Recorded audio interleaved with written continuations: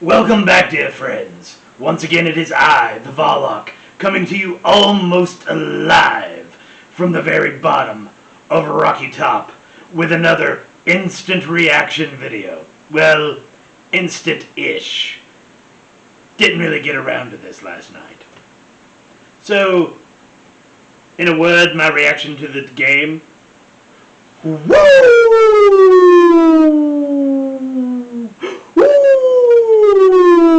Yes! Ladies and gentlemen, the real volunteers stood up like I told you they would. 35-12. Now you might be saying to yourself, Vollock, you called this game 28-17. You said it would be a near thing as to whether the Vols would even cover the spread. Yes, I did. And I'll take the hit for that. I will. But I made that prediction before Missouri released their bizarre little uniform reveal video. Did you see this doing the rounds on Twitter Friday, Saturday? They've got a dude in the middle of the woods in full football gear running around to a distorted version of Rocky Top, and then at the end he stands on top of this rock like he has triumphed over Rocky Top. My cave at the bottom of Rocky Top is in higher elevation than this weird pebble he found in the Ozarks. Had I seen that video and all the subsequent and hilarious Twitter parodies that followed, I would have let you know that the Vols were going to cover the spread easily. Easily. That is not the kind of promo that a program that is prepared to go on the road and win a big game puts out. It just isn't. Missouri's got a little bit of a history of putting out weird videos that you can find on the internet. There was one years ago before they were going to play Kansas in basketball, I think, where a bunch of white kids doing the most white bread rap video you've ever seen in your life. They've got a history of this sort of thing. They're not quite right out there in Como. So let's talk a little bit more about the game. Vols were sharp. Vols were very sharp. Vols came out in a hurry-up offense, which was inspired. Missouri was not ready for that. They were not ready for the pace. Vols were hurry. They had those plays scripted. It was a great game plan. Went right down the field. And kudos to Coach Pruitt for going for it on that initial fourth down. Set the tone for the entire game. Didn't stick with that tempo the whole time, but Missouri's defense, while they've got some talent, they're not terribly, terribly deep, and they wore down. And kudos to Coach Chaney for finding the run. Woo! That was the offensive line and running game that I expected to see last week in South Carolina. Better late than never. Also, Missouri, I think they found their quarterback on the bench. I don't know what that kid who started showed them in practice, but he's not the guy. The backup they put in, he did a good job. I forget what his name was. It was something unusual, ball sack or something like that. But kid's got an arm. He knew what to do. He kept them out of trouble. Kept the tiniest bit of game pressure on Tennessee late, but not really. Vols actually had a higher margin of victory against Missouri than Alabama did. Now, you can't compare scores. That's a trap that the Vollock will not fall into. But not bad. Not bad. Garantano, he was in control. In control. I don't know if anyone else noticed this, but he was setting up behind center with one foot behind the other, which he always does, but he really had his shoulders and hips kind of at a 3/4 turn behind the center, like it was not something I've ever noticed him doing before, but it seemed to help his setup immensely when he went back to throw the ball. If it works, I'm all for it, no matter how unusual it is. Some guys have a lucky rabbit's foot. Some guys, count sheep to go to sleep. Garantano, if doing this makes you the kind of quarterback we saw on Saturday, you have the Vollock's blessing. Beautiful. He really only put the ball in danger maybe 2-3 times in the game. One of them was on the second drive where there some sort of bust. It looked like we were throwing some sort of wide receiver screen. He got pressure. He kind of threw it up. It was almost intercepted. There was another slant that he threw later in the game where he apparently didn't see the safety. That one wasn't picked off. But hey, none of them were picked off. No fumbles. This offense has not turned the ball over one time yet this season. Knock on all forms of wood. Not bad. The defense was pretty stout too. The defense shut Missouri down most of the day.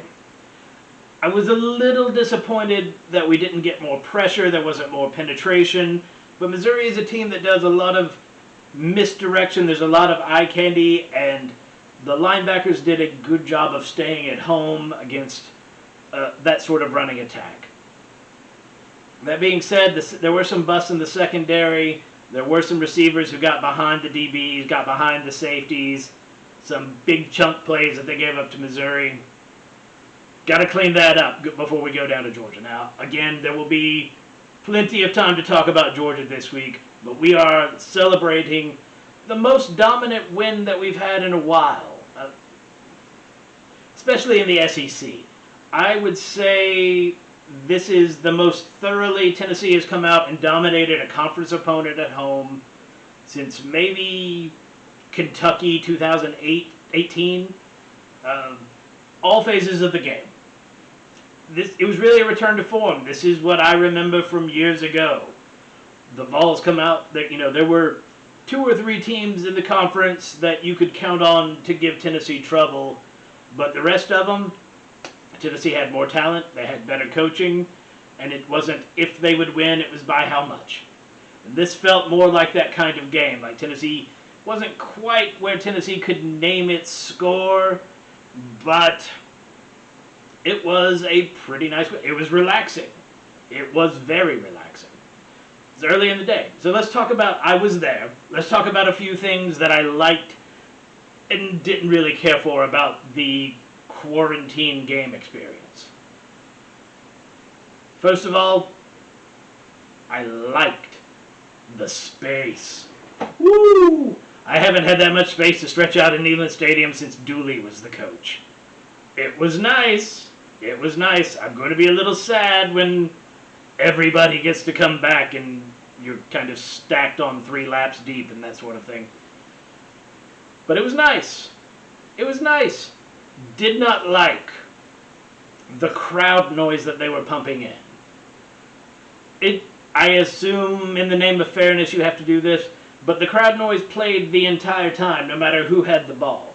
So when Tennessee had the ball, they were, not that it was loud enough to really disrupt anything, but there was definitely more crowd noise with just that piped-in noise than Tennessee would typically see in Neyland Stadium when they were in offense. And it's not loud enough to come even close to replicating what another team would have to face when they're playing offense in Neyland Stadium against Tennessee's defense.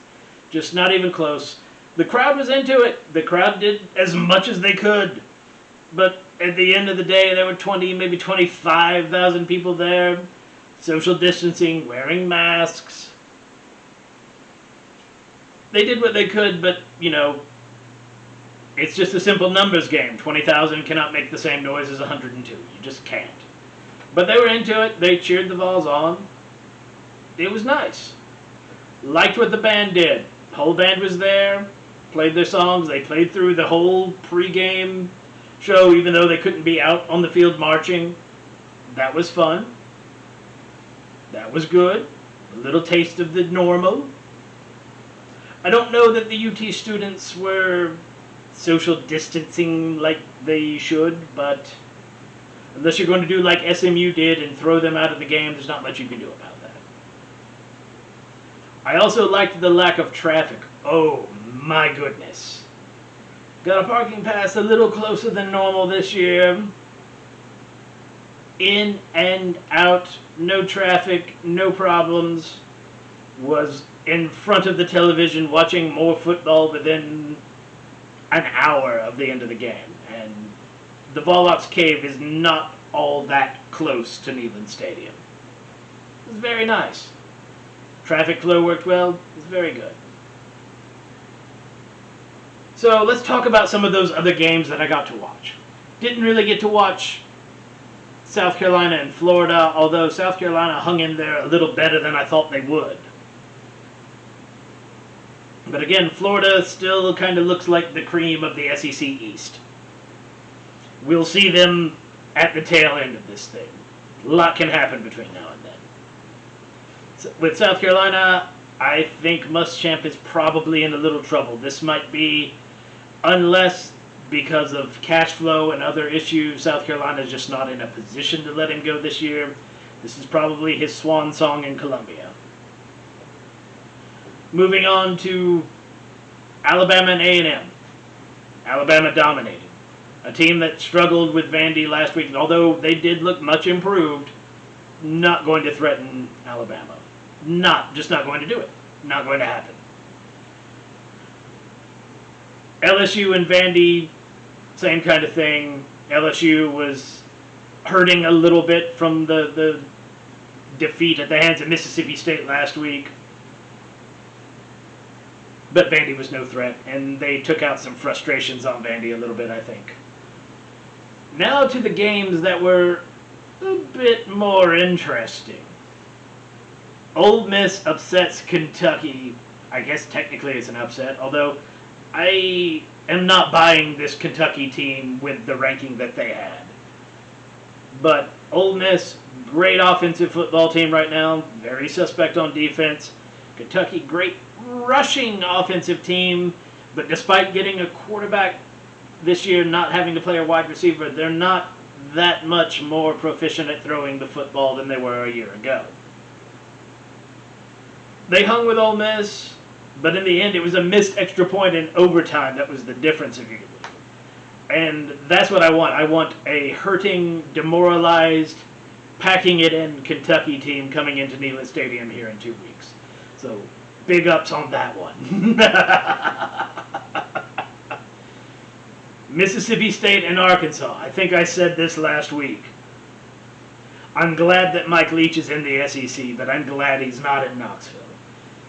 This is what you get. He's going to win some games he's got no business winning. He's going to lose some games he's got no business losing. I knew I'd be proven right on that, but I really did not know that it was going to happen in back-to-back weeks. He broke LSU's nation's longest winning streak last Saturday. Last night, he broke Arkansas's 20 straight losses in the conference. It's a Jekyll and Hyde offense. It's feast or famine. When it shows up, it's great. 600 yards of passing offense. When it doesn't show up, 14 points against Arkansas. I will say this. Big ups to Arkansas's defensive staff. They were disciplined. They did what LSU could not. The reason Leach's offense can work is because SEC defense, they're tooled to be aggressive. They're tooled to get pressure. They blitz. They stunt. They play press man coverage. That's what they do. In order to defeat Mike Leach's offense, you have to do what Arkansas did. You rush three. Everybody else hangs back. You play zone. You make the quarterback work for a lot of it. You make him go 12, 13, 14 plays before they can score. Leach's offense is not designed to do that. It's going to be interesting to see where both schools go from here. Moving on to the Pepto-Bismol game of the week, for me personally, Georgia and Auburn. As much as I hoped Georgia's quarterback problems from Arkansas the week before would continue to manifest and some of the disarray in the offensive line would continue, didn't really happen. They pounded Auburn pretty good. I think Auburn's a little overrated. I don't believe in their rank either, but hats off to them. We'll delve more into this one during the Georgia preview later this week. But it is what it is. But I'm not going to let that take away from enjoying this win over Missouri. It's a wonderful win. Wonderful win. You know, this is a team that at the end of last season, Tennessee only beat 24-20. A lot of new faces on both sides. Brand new coaching staff in Missouri. But that, in not even 12 months, shows a lot of progress for Tennessee. There are concerns, like I said, secondary not quite there, pass rush not quite there. Garantano can clean a few things up, offensive line can clean a few things up. Shout out to Cade Mays, played a heck of a game. I started to suspect in the fourth quarter that he might not quite be in game shape yet. Looked a little winded. Got that false start penalty on a 1 yard to gain in the third or fourth quarter, where they put him in as a tight end. I think he was just winded and not concentrating, so he flinched. He'll get there, but I wonder if perhaps due to the eligibility concern, whether Tennessee pulled him out of practice a little bit in favor of the guys who they knew could play. Remains to be seen. But those guys are only getting bigger and stronger from here. Shout out to Eric Gray. That kid has a nose for the end zone when he gets close. Both of his touchdowns kind of looked like guys might have an angle on him coming in, but he made the right cut and he got to pay dirt. He gets inside the 10, probably not going to be denied very often. Not very often at all. Not a whole lot of passes to wide receivers in this one. Not a lot of passes in general. I mean, the running backs both caught a touchdown. None of the receivers did. I don't think we went to the tight end once. That's going to be a little interesting. But you wonder, both on offense and defense, if, had the game script went a little differently, what we would have seen. I'm griping a little bit about lack of pass rush, but would there have been more blitzes if Tennessee wasn't up 2 or 3 scores basically the entire game? Same on offense. Would it have been a little more open had there been, some more game pressure to score more points? Perhaps. You can debate that until you're as old as I am. But friends, that's it for this video. Thank you. Oh! You might notice a few differences. I've recently experienced a tragedy. My beloved former editor, we had creative differences, and I had to let him go. So hopefully this new editor, we're not off on the right foot. He's insisting on lighting. Ugh. These walls haven't seen actual light in eons. But we'll see. Obviously, I have a generous severance package. But hopefully you can see a little better, you can hear a little better this time, and we'll be going from here. So I will see you later this week for the Tennessee-Georgia preview. Thanks, friends. Good night. And remember, if you're not willing to make a Faustian bargain to beat your rival, are you even a fan?